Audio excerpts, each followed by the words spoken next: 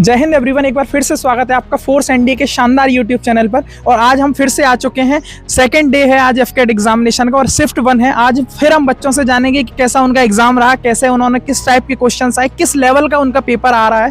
और हम हर एक बच्चे से आपकी बात कराएंगे ताकि आने वाले ये इंटरव्यू उन लोगों के लिए बहुत ज़्यादा बेनिफिशियल होगा जिनका या तो आज ही सेकेंड शिफ्ट में एग्जाम है या जिनका कल एग्जाम है। तो आइए आज कुछ बच्चों से हम फिर से जानते हैं कि उनका किस सब्जेक्ट से ज़्यादा क्वेश्चन आ रहे हैं, किस सब्जेक्ट से उनका क्या परफॉर्मेंस रहा और एक एवरेज स्कोर क्या मार्क कर रहे हैं, जिससे आपको भी अपना एक एवरेज स्कोर का पता चल सके।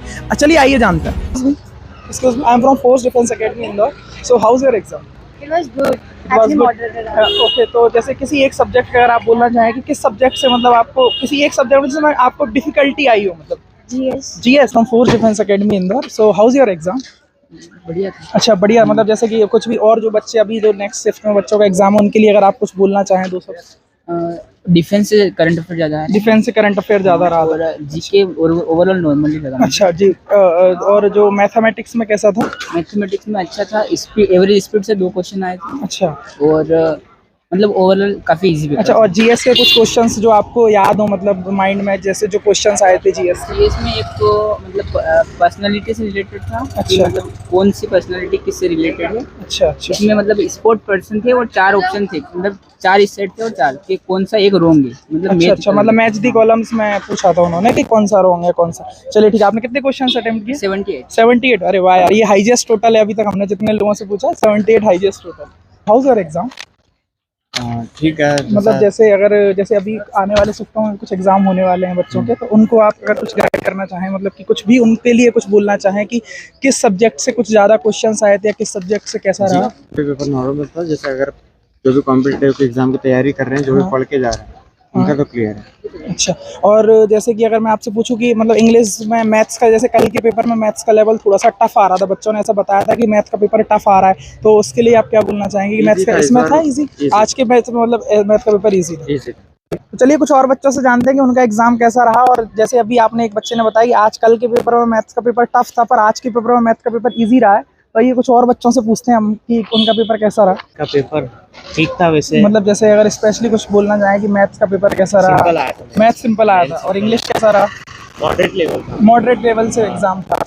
और जैसे कि मान लीजिए कल के पेपर में बच्चों को, मुझे बहुत बच्चों ने बोला था, कल भी मैंने जैसे रिव्यू लिए थे कि मैथ्स का पेपर टफ आ रहा है, तो आप मतलब उसके लिए अच्छा आपको मॉडरेट लगा। और ओवरऑल आप कितने क्वेश्चन अटेम्प्ट किया आपने? मैंने 65 क्वेश्चन अटेम्प्ट किया। अच्छा, मतलब आपने एक अच्छा लेवल का अटेम्प्ट किया है। मैंने अच्छा इसलिए किया कि एक कट ऑफ भी क्लियर हो जाए, मार्क्स भी अच्छे मिल जाए। अच्छा, कट ऑफ भी क्लियर हो जाए, मार्क्स भी अच्छे मिल जाए। चलिए ठीक है। I am force defence academy in the, you know me. अच्छा, कोलार से। अच्छा, तो ये बताइए आपका कैसा रहा एग्जाम? बढ़िया रहा। अच्छा बढ़िया रहा, मतलब जैसे किसी एक सब्जेक्ट से जो ज्यादा क्वेश्चंस वगैरह आए हो ऐसा कुछ रहा हो? मतलब क्या? किसी एक सब्जेक्ट से क्वेश्चंस ज्यादा आए हो जैसे रीजनिंग फुल अटेम्प्ट किया। अच्छा, रीजनिंग फुल। इंग्लिश भी अच्छा गया। अच्छा, और मैथ्स के भी अच्छे क्वेश्चन। अच्छा, मैथ्स के भी अच्छे क्वेश्चंस आए थे। क्वेश्चंस मतलब सिंपल ही। मतलब जैसे मैं कल की मैंने बहुत सारे बच्चों का रिव्यू लिया था, ये था कि बच्चों का मतलब ये था कि मैथ्स का पेपर उनका थोड़ा सा वीक जा रहा था। मतलब जीएस में कुछ क्वेश्चंस याद हो? जीएस के यार को याद तो नहीं है, लेकिन हाँ करंट ही याद है। करंट ज्यादा आया था। अच्छा, और वो अपना जैसे किसी एग्जाम में मान लो कि आपने कितने क्वेश्चन अटेम्प्ट किए? मैंने 82 समथिंग क्वेश्चंस अटेम्प्ट किए। अच्छा, आपका भी एग्जाम था? आपका कैसा रहा एग्जाम? काफी अच्छा रहा एग्जाम। हाँ, पेपर एकदम मॉडरेट लेवल का बोल सकते हैं। अच्छा। सारी चीजों को बैलेंस करके ही बनाया था पेपर। अच्छा अच्छा अच्छा। और जिन्होंने नंबर ऑफ अटेम्प्ट अच्छे किए अच्छा स्कोर किया।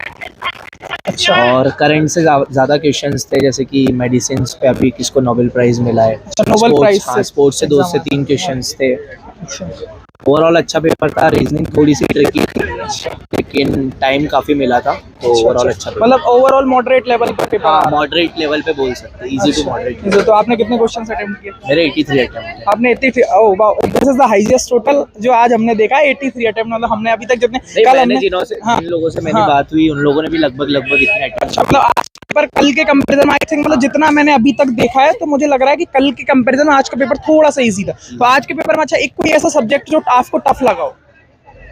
इंग्लिश था। इंग्लिश थोड़ा सा घुमा के दिया हुआ था, जो पैसेज थे उसमें एसेशन रीजन उन्होंने इंक्लूड किया था। और सिनोनिम्स एंटोनिम्स भी थोड़े से ऐसे थे जो कि क्लिक नहीं हो रहे थे। अच्छा, बाकी रीजनिंग और मैथ्स थोड़ा सा कैलकुलेटिव था, बाकी it was all good. It was all good. चलिए ठीक है, best of wish you, best of luck. How was your exam? Very nice. Very nice. तो मतलब ऐसा कुछ जो आपको डिफिकल्ट, किस एक ऐसा सब्जेक्ट जो आपको इजी लगा हो और एक ऐसा सब्जेक्ट जो आपको डिफिकल्ट लगा? मैथ्स बहुत इजी हाँ। थी, रीजनिंग बहुत इजी थी। हाँ, और एक ऐसा सब्जेक्ट जो आपको डिफिकल्ट लगा हो? जीएस जीएस आपको जी के डिफिकल्ट पढ़ा उस हिसाब से। अच्छा, हाँ वो तो पढ़ा नहीं था इसलिए डिफिकल्ट लगा। चलिए कोई नहीं, तो कितने क्वेश्चंस अटेम्प्ट किया आपने? मैंने किए 80। 80 क्वेश्चन। तो हम शांतनु से जानते हैं कि क्वेश्चंस किस टाइप के आए हैं आज के पेपर में और कैसा उनका एग्जाम का एक्सपीरियंस रहा है ओवरऑल। हाँ शांतनु, तो किस टाइप के क्वेश्चंस एग्जाम में आपको देखने को मिले? रीजनिंग में एक नया टाइप देखने को मिला है कि जंबल करके रख देते हैं सेंटर, हाँ, मतलब हाँ। 4 रहेंगे जंबल में, हाँ, फिर हाँ। उनको अरेंज करेंगे अपन, फिर देखेंगे ऑड वन आउट कौन सा है। ठीक है, अच्छा फिर और बनाओ। हाँ, और फिर 3 क्वेश्चन आ रहे हैं, वो एक पहले लेफ्ट से चौथे पे था, राइट से 5 पे था, फिर इंटरचेंज कर दिया, फिर बीच में कितने लोग थे। और रैंकिंग से भी क्वेश्चन आ रहे हैं, और कंपाउंडर से 2 क्वेश्चन थे, सिंपल से क्वेश्चन नहीं था, और रेशियो से 2 क्वेश्चन थे।